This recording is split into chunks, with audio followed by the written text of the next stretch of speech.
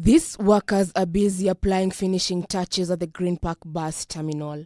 It is hoped that once complete, this bus park will aid in the Nairobi decongestion efforts as public service vehicles from Langata Road, Ngong Road and Mombasa Road will terminate and commence their journeys from here. We are also working with the Westlands bus terminus.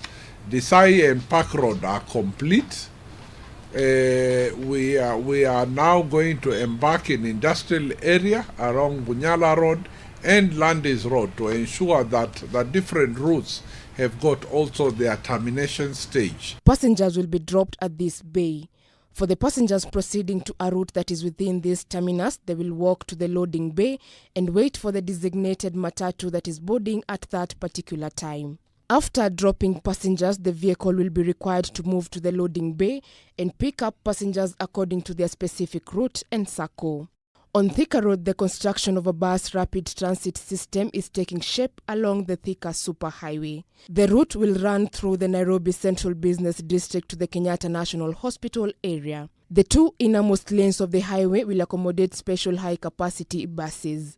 So we have created bus terminals for various routes that will be all the PSV vehicles that will be their destination instead of entering CBD. The project entails the construction of boarding ramps so as to ease access to the buses and construction of a boarding station.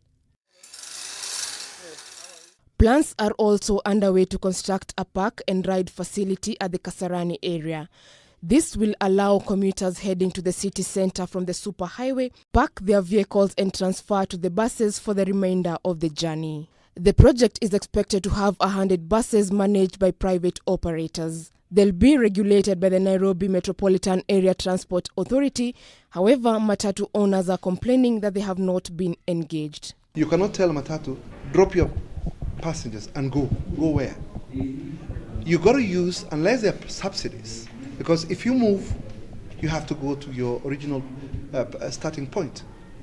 The engine is propelled by fuel. By the time you go empty to the other destination, you'll have used the monies that you've collected from the passengers coming down.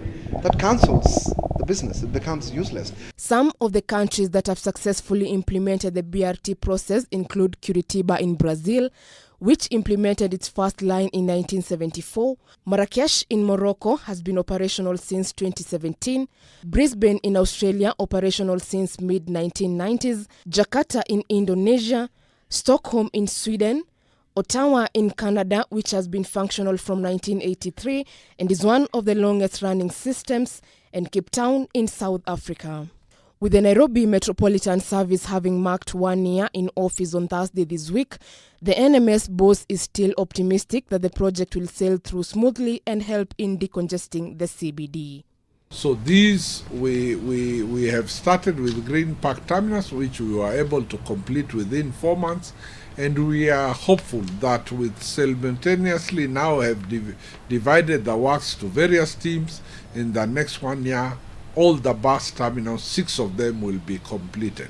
Jijina Magundu, K24 Weekend Edition.